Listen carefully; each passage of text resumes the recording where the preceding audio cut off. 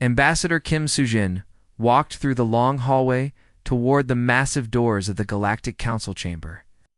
Her black uniform was perfectly pressed, and the small Earth flag on her shoulders seemed tiny compared to the alien symbols she passed. Today was important.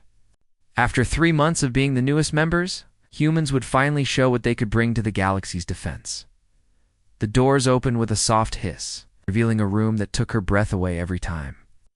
The chamber was huge, built from some kind of crystal that made everything glow with soft blue light. 12 different alien species sat in their special seats, each one stranger than the last. The Luminari looked like living stars, their bodies made of pure light. The Cortex were like giant insects with shiny black shells. Oh. The Gravik looked like walking mountains made of stone. "Honored friends," Soo-jin said, her voice echoing in the big room. "Earth wants to help protect our galaxy. We bring our military ships and weapons to join your forces." She pressed a button on her small device. Above the center of the room, a hologram appeared, showing Earth's space stations. They were enormous, bigger than most cities. Every surface was covered with weapons, thousands of them. Big guns, missile launchers, and energy cannons stuck out in every direction. Like the spines of a metal porcupine, the aliens looked at the display with what seemed like surprise. Some made sounds that might have been laughter. Prime Coordinator Velthari of the Luminari spoke first. Her voice was like music, but there was something mocking in it.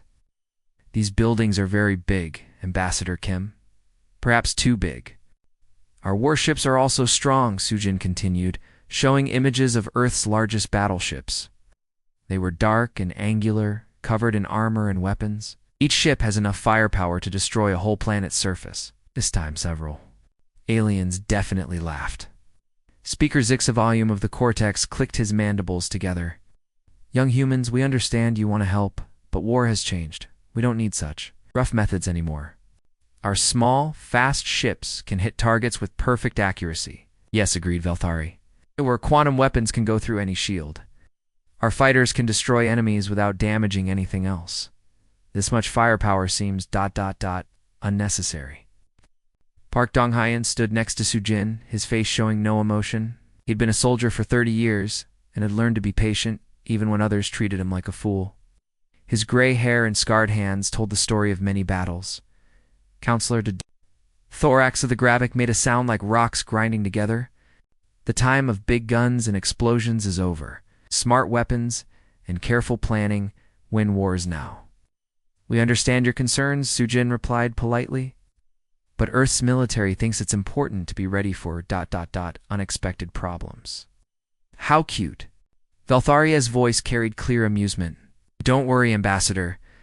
Our combined technologies have been enough to handle any threat the galaxy has ever seen." Around the room, other aliens nodded in agreement. The Veil, who looked like tall, thin ghosts, whispered to each other with their minds. The Hegemony, covered in blue scales, made soft hissing sounds. They all seemed to think the same thing. These new humans didn't understand how modern warfare worked. "Your weapons are like clubs," explained another alien, one that looked like a floating jellyfish. "We use surgical tools. Why break down a door when you can pick the lock?" Admiral Park finally spoke. "Sometimes the door is stronger than any." "Lockpick." "What do you mean?" asked Zixavolume. "What if you face something that doesn't follow the rules? Something that adapts to your surgical tools? Something so alien that your careful plans don't work?" The aliens exchanged glances. Their civilizations had been advanced for thousands of years. They had fought wars, won victories, and made peace. Everything had rules. Everything could be understood and defeated with the right knowledge and tools. "That's why we build these weapons," Park continued. "It's not for the enemies we know, but for the ones we don't." "Impossible," laughed Velthari. "We have explored the galaxy for millennia. We know all the threats. Do you?" Park asked quietly. The question hung in the air for a moment. Then Velthari waved her glowing hand dismissively. "Yes, Admiral." "Do." The meeting continued for another hour. The aliens asked questions about Earth's technology, but their tone suggested they were just being polite. They had already decided that humans were like children playing with dangerous toys. Finally, the session ended. The council agreed to accept Earth's military contribution, while several delegates whispered jokes about humans compensating for something as they left as the chamber emptied. Sujin and Park walked back toward their ship. The long hallway. It felt even longer now. "I think we're fools," Park said quietly. "Maybe," Sujin replied. "But our job isn't to impress them. It's to be ready." "Ready for what?" Sujin looked out through a window at the stars. "For whatever comes next."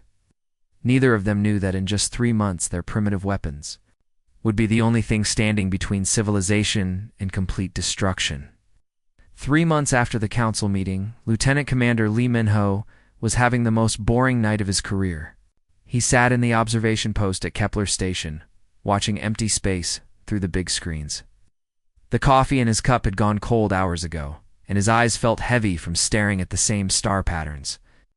"Another quiet night," he muttered to himself, checking the sensor readings for the 100th time.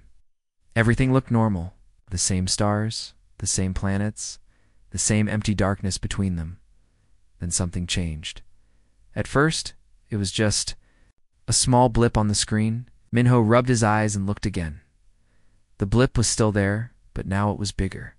Much bigger. "Captain Cho," he called out. "Sir, you need to see this." Captain Cho Hyun-woo rushed over from his office, still holding a half-eaten sandwich. "What is it, Lieutenant?" Something's coming through at Sector 77 Alpha," Minho said, his voice getting higher with excitement. It's huge." "Sir." The main screen flickered and showed what the sensors were detecting. Both men stared in silence. A massive hole had opened in space itself, like someone had cut a wound in the darkness. Through this hole, something was coming. "What in the void is that?" Hyun-woo whispered. The thing that emerged was bigger than anything they had ever seen. It was larger than most moons, its surface covered in what looked like living flesh. Strange growths pulsed and moved across its skin like giant worms. It didn't look like any ship or station they knew. It looked alive. "Sir, it's eating the asteroids," Minho said, his voice barely above a whisper. They watched in horror as the creature stretched out long tentacles toward the nearby asteroid field. When the tentacles touched the rocks, the asteroids simply disappeared. But the creature didn't just eat them, it grew. Its body became bigger, and new growths appeared on its surface. "Get me Fleet Command," Hyun-woo ordered. "Emergency priority." Within minutes, alarms were sounding across the galaxy. The thing, whatever it was, had started making copies of itself. Smaller versions, each still the size of a large city, broke off from the main body and began moving in different directions. At the Defense Command Center on Sanctuary Prime, Fleet Admiral Young Seung-min stared at the reports coming in. His staff, a mix of human and alien officers, worked frantically at their stations. "How many of them are there now?" Yang asked. 17 and growing, sir," reported Major Kim Ji-won. "They're spreading out toward the inhabited systems." "What do we know about them?" "They eat everything they touch and turn it into more of themselves. They're moving fast, and they're getting bigger every hour." Yang felt a cold fear in his stomach. This wasn't like any enemy they had prepared for. This was something completely new and terrifying. The Council's response was swift and confident. The Luminari sent their best ship, the Eternal Radiance, with its most advanced weapons. The Cortex launched clouds of their adaptive fighters. The Veil tried to speak to the creature with their minds while keeping their ships at a safe distance. All of their attacks failed completely. "The Luminari weapons are going right through it," reported Kim Ji-won, reading the battle reports. "It's like they're shooting at ghosts."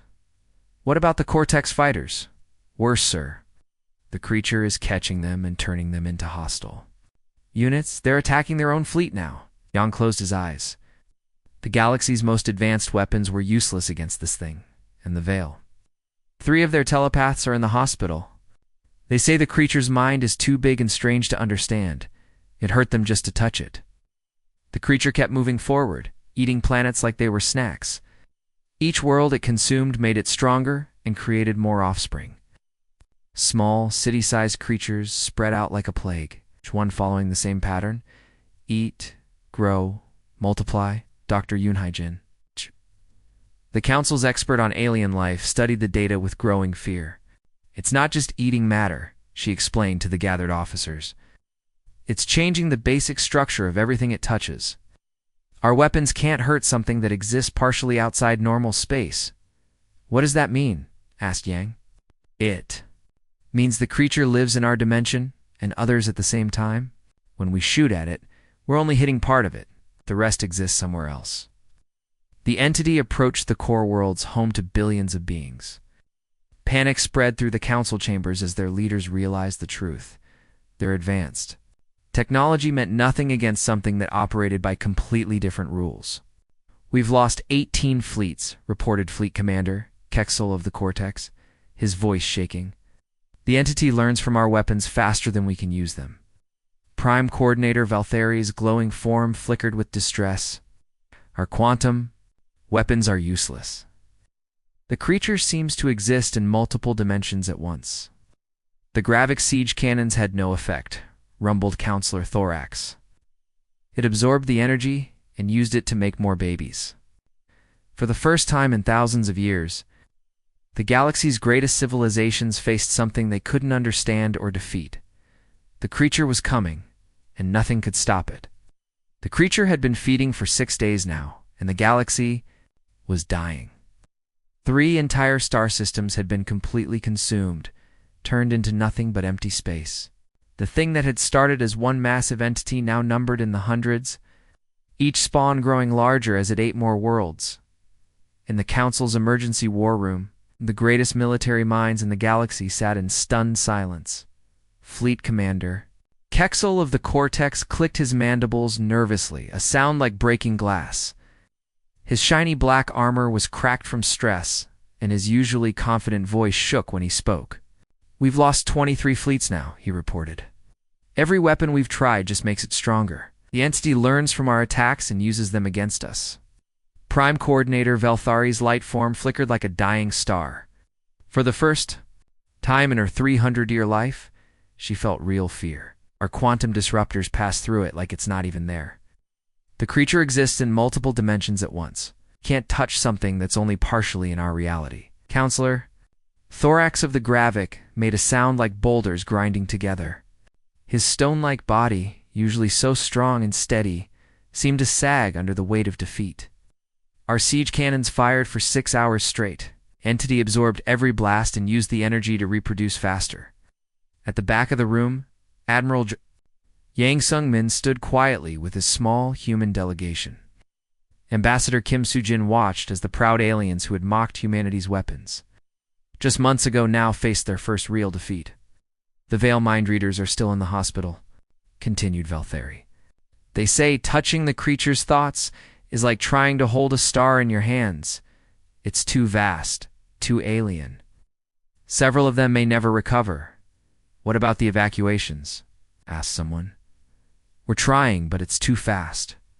The creature reaches each system before we can save even half the population. Billions are dying every day. The room fell silent. These beings had conquered space, built impossible technologies, and ruled the galaxy for millennia. Now, they sat helpless, as something ate their civilization piece by piece. Perhaps Valtheri said slowly, the words obviously painful for her. We should consider different approaches. Everyone knew what she meant. The elegant, precise weapons that had made them masters of the galaxy were useless. They needed something crude, something primitive, something that could hurt the creature no matter how it adapted. Ambassador Kim Valthari continued, her musical voice barely above a whisper, might humanities. More robust military assets be effective against this threat? The question hung in the air like a confession of failure. Soo-jin looked at Admiral Yang, who stepped forward with the calm confidence of a man who had prepared for this moment his entire career. Our weapons weren't designed for elegant warfare, Prime Coordinator Yang said simply.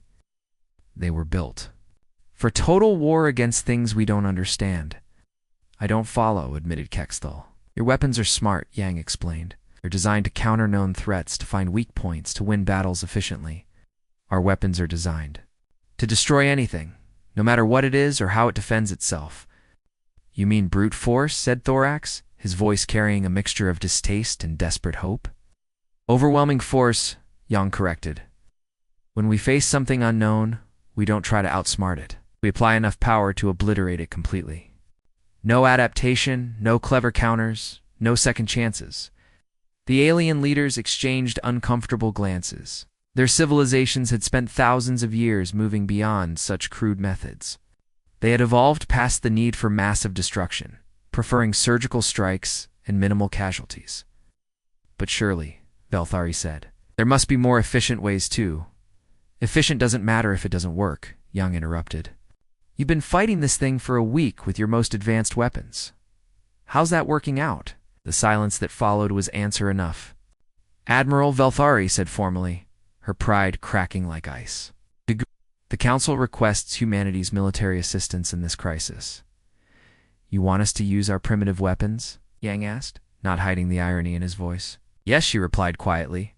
We'll need complete tactical command of the engagement. No interference, no suggestions, no restrictions on our weapons use. That's highly irregular, protested Kextel. The humans have only been council members for months. You don't have the experience. We have the experience of being ready for the impossible, Yang cut him off. Do you want our help or not? Prime Coordinator Velthari looked around the room at her fellow leaders. She saw fear in every face, desperation in every eye. The creature would reach the core worlds in 3 days. Their home systems, with their billions of inhabitants, would be consumed unless something changed.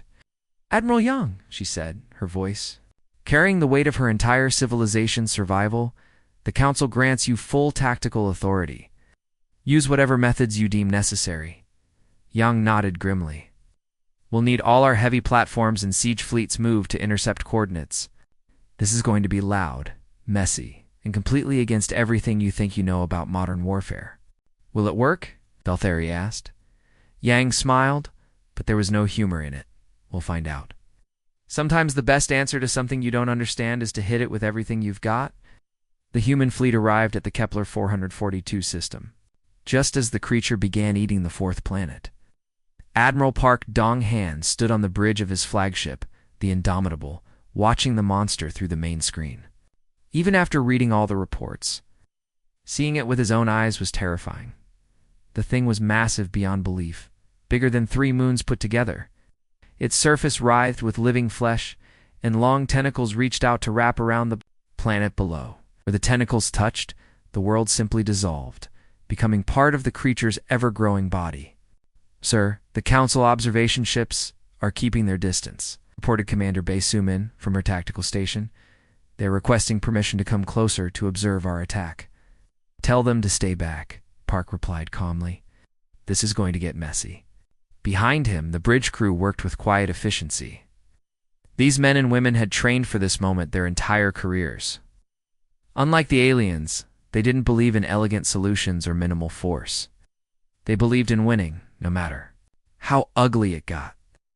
All weapons platforms report ready, announced Lieutenant Nam Kuyung from the weapons console. We have 12 orbital stations in position, each with full ammunition loads. Through the observation windows of the Luminary flagship Eternal Radiance, Prime Coordinator Velthari watched the human preparations with growing amazement. The orbital platforms were enormous, each one bristling with thousands of weapons. They looked like metal cities built for war, ugly and brutal compared to the sleek alien vessels. They're not even trying to scan for weak points, observed Dr. Yoon Hijin, studying the human tactical patterns. They're just positioning for maximum firepower. All units commence firing, Admiral Park ordered, his voice as calm as if he were ordering coffee. What happened next changed everything.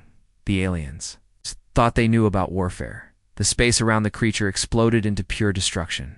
Thousands of railgun batteries fired at the same time, each shot carrying enough energy to destroy a small city. The projectiles moved so fast they looked like streaks of light, hammering into the creature's body with the force of meteor impacts. But that was just the beginning. Fusion torpedoes launched in perfect waves, each one carrying a miniature sun.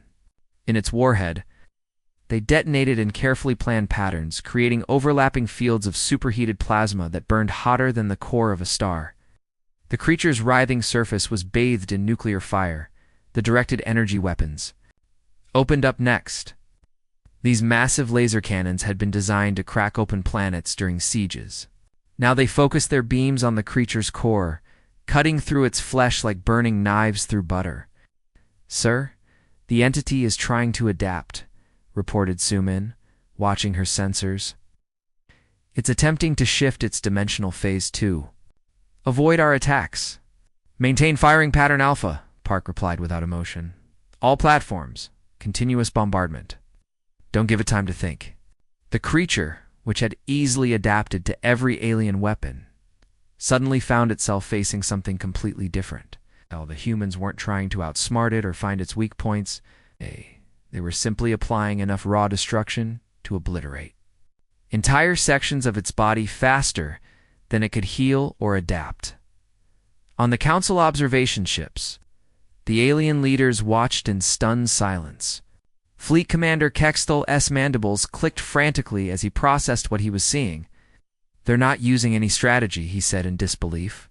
"They're just shooting everything at once," whispered Dr. Yoon, her voice filled with awe. "The creature can't adapt fast enough. It's designed to counter sophisticated attacks, not this." The entity tried to retreat, pulling its tentacles back from the planet it was consuming. But Admiral Park had anticipated this. The ships moved to surround the creature, cutting off every escape route. "Sir, it's spawning defensive units," reported Namkyun. "Dozens of smaller creatures are breaking off from the main body. Secondary. Batteries. Eliminate all spawn. Primary guns. Stay focused on the main target." The human fleet's smaller weapons turned on the creature's offspring. Each spawn was the size of a large ship, but they were met with focused fire from hundreds of guns. They died as quickly as they were born, torn apart by concentrated railgun fire. "The entity is trying to phase shift again," Sumin announced. "Then we phase shift with it," Park replied. Quantum lock targeting systems full spread. The human weapons adjusted, following the creature even as it tried to escape into other dimensions. Unlike the aliens' precise quantum tools, humanity's quantum weapons were crude but effective. They simply flooded multiple dimensional phases with destructive energy. The creature writhed in what might have been pain or confusion. For the first time since it had arrived, it was actually being hurt. Its adaptive abilities evolved over millions of years to counter any threat, or useless against simple, overwhelming violence. "Sir, it's retreating toward the dimensional portal," reported Sumin. "All units pursuit formation. Don't let it escape to recover." The human fleet chased the wounded creature across the system, never letting up their devastating barrage. For 3 days, the battle continued. The humans rotated their ships in shifts, ensuring the creature never had a moment's peace to adapt or heal. Finally, badly wounded and unable to maintain its spawning process, the entity fled back through its dimensional portal. The immediate threat was over, but the galaxy would never be the same. The Emergency Council session 3 days later felt completely different from any meeting in galactic history. The Great Chamber, usually filled with confident voices and proud displays of technology, was now quiet with humility. The alien leaders sat in their seats, like students waiting to learn from their teachers. Admiral Yang Sungmin stood at the center of the chamber, his simple gray uniform looking plain next to the elaborate alien clothing and glowing forms around him. But nobody was laughing at the humans anymore. The scars on Yang's hands and the tired lines around his eyes suddenly seemed like marks of wisdom rather than primitive brutality. "You asked me to explain our military thinking," Yang began, his voice carrying easily through the crystal chamber. "It's simple. When we face something we don't understand, we hit it with everything we have first. We ask questions later." Prime Coordinator Valtheri's light form pulsed with what looked like shame. We were wrong about your methods, Admiral. Thought our precision weapons were superior because they were more elegant." "Different doesn't mean better or worse," Yang replied. "Your weapons are amazing for fighting enemies you understand. Our weapons are for fighting enemies we don't." Fleet Commander Kexel clicked his mandibles nervously. But surely there must be more efficient ways too. Efficient? Yang interrupted. Your efficient weapons couldn't even scratch that creature. Our wasteful approach drove it back to wherever it came from. The alien leader fell silent, his pride crumbling like old stone. Admiral Park Dong-hyen joined Yang at the center of the chamber. His uniform was still stained with sweat and smoke from the 3-day battle. Your civilizations have had peace for so long that you forgot what real war looks like. You've been fighting each other, beings who think like you, who follow rules. You understand what do you mean? Asked Counselor Thorax of the Gravik. You've never faced something truly alien, Park explained. Something that doesn't care about your rules, doesn't think like you, doesn't even exist the same way you do. When you meet something like that, all your clever strategies become useless. Dr. Yoon Hae-jin, who had watched the battle from the observation ships, stood up from her seat. The creature's adaptive abilities were designed to counter sophisticated attacks. It could learn from quantum weapons, energy shields, and smart missiles, but it couldn't adapt to simple, massive destruction. Like trying to stop a flood with a needle, added Yang. You need tools that match the size of the problem. Council members exchanged glances. For thousands of years, they had prided themselves on moving beyond crude violence. They had created weapons that could destroy targets with surgical precision, leaving everything else untouched. It was civilized, efficient, and clean. But clean weapons couldn't fight dirty enemies. Admiral Velthari said quietly, "The Council formally apologizes for dismissing your military contribution." We were arrogant. We all were, replied Yang. The difference is, we prepared for our arrogance to be wrong. Ambassador Kim Soo-jin stepped forward, her diplomatic training taking over. The Council on Earth can learn from each other. Your precision weapons combined with our overwhelming firepower could create a defense system that handles any threat. You mean work together? Asked Kexel. The idea clearly difficult for him to accept. We mean survive together, Park said bluntly. That creature was just the first one. There are probably others out there, things even stranger and more dangerous. You want to face them alone? The question hung in the air like a challenge. The proud aliens who had ruled the galaxy for millennia now faced a choice: adapt or die. What do you propose? Asked Velthari. Joint defense platforms around every major system, Yang replied. Your technology for targeting and shields? Our technology for raw firepower? Ships designed for both precision strikes and overwhelming destruction. And joint command structure, added Park. When something truly alien appears, we need people who are ready to throw out all the rules. Counselor Thorax made his grinding stone. Sound, which the humans had learned meant he was thinking hard. This goes against everything we've built our civilizations on. Minimum force, surgical strikes, elegant solutions. Your elegant solutions almost got you all killed, Yang reminded him. But your crude methods saved us, Velthari admitted. Perhaps there's wisdom in being prepared for the impossible. The vote was unanimous. The Council agreed to completely restructure their military doctrine, combining alien precision with human overwhelming force. Construction began immediately, on massive defense platforms that married the best of both approaches. But as the meeting was ending, Lieutenant Commander Lee Min-ho approached Admiral Yang with a worried expression. In his hand was a datapad showing long-range sensor readings. Sir, we're detecting another anomaly at the galactic edge, he reported quietly. Yang looked at the readings. The new signature was different from the first creature. Bigger, stranger, and accompanied by what looked like a small fleet. Larger than the first one? Yang asked. Much larger, sir. And it's not alone. Yang showed the data to the council leaders. Their faces went pale, or whatever color their species went when frightened.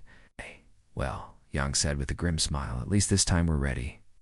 Through the chamber's crystal windows, they could see the construction yards working around the clock. Massive human-designed weapons platforms were taking shape, their surfaces bristling with thousands of guns. The galaxy's most advanced targeting systems were being mounted.